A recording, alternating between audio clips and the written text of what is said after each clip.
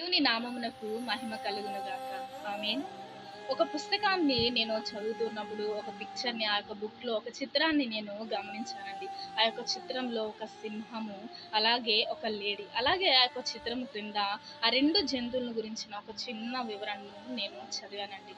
ఆ యొక్క వివరణలో ఆ యొక్క సింహం గురించి అక్కడ వ్రాయబడి ఉంది.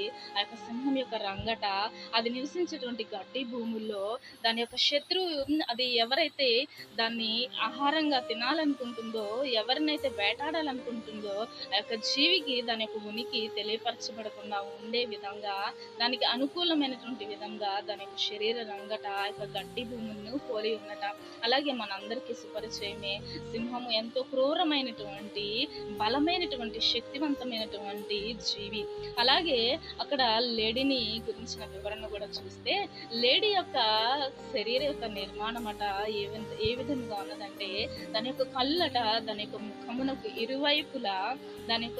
ఇరువైపులా ఏ వైపు నుంచి తన శత్రువు వచ్చినా సరే అది గమనించగలిగే విధంగా, అది చూడగలిగేటువంటి విధంగా దాని యొక్క కనుల నిర్మాణము ఉన్నదండి. అలాగే దాని యొక్క చెవులు చాలా పెద్దవిగా ఒక చిన్న శబ్దాన్ని సైతము, దాని శత్రువు యొక్క అడుగు శబ్దాన్ని సైతము అది గ్రహించగలిగేలాగా దాని యొక్క చెవుల నిర్మాణం చాలా పెద్దవిగా, చిన్న శబ్దాన్ని సైతం గ్రహించే విధముగా ఉన్నవి.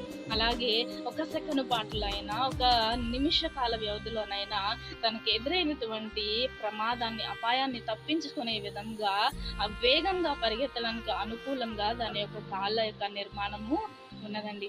ఆ యొక్క చిన్న వివరణ చూసినప్పుడు, చదివినప్పుడు, ఆ యొక్క పిక్చర్ని చూసినప్పుడు నాకు చాలా ఆశ్చర్యంగా, చాలా అద్భుతంగా అనిపించిందండి. నిజంగా దేవుని యొక్క గొప్ప సృష్టి, ఆయన యొక్క గొప్ప వివేచన, ఆయన యొక్క గొప్ప జ్ఞానము, ఆయన యొక్క తెలివి నిజంగా ఎంత అమోఘమైనవంటే, నిజంగా ఆ యొక్క క్రూరమైనటువంటి జీవి నుంచి తను తాను రక్షించుకోవడానికి ఆ అల్పమైనటువంటి లేడీకి ఆ యొక్క గొప్ప శరీర నిర్మాణ విధానాన్ని ఆయన నిర్మించి ఉంచారు. ఈరోజు ప్రియ సహోదరుడా, నీకు అలాగే ఒక సింహము లాంటి బలమైనటువంటి, క్రూరమైనటువంటి, కఠినమైనటువంటి పరిస్థితిలో శ్రమ, వేదన, దుఃఖము నీ ఎదురుగా ఉన్నదేమో. ఇదిగో నిన్ను నీవు బలహీనురాలుగా నువ్వు చూస్తూ ఉన్నావేమో. ఇదిగో ఆ నోరు లేనటువంటి, ఆ అల్పమైనటువంటి లేడికే దేవుడు అంత గొప్ప శరీర నిర్మాణాన్ని, అంత గొప్ప శక్తిని దేవుడు స్థిరపరిచినటువంటి దేవుడు. ఇదిగో ఈరోజు నిన్ను బలహీనురాలుగా ఉంచారు అని నువ్వు నమ్ముతున్నావా?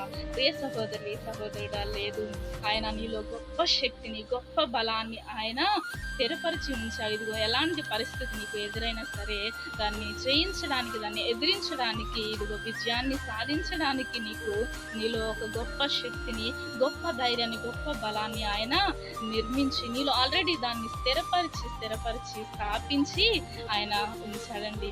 ఇదిగో దేవుని వాక్యం సెలవిస్తా ఉంది, ఇదిగో నిబ్రము కలిగిన ధైర్యం గల ఆత్మనే గాని పెరిగితనము గల ఆత్మను నీకు ఇయ్యలేదు అని దేవుడు ఈరోజు నీతో సెలవిస్తూ ఉన్నాడు. ఇదిగో నువ్వు గమనించవలసినటువంటి విషయము, నువ్వు గ్రహించవలసినటువంటి విషయము, నీవు నమ్మిన దేవుడు నా యేసయ్య సర్వశక్తిమంతుడు.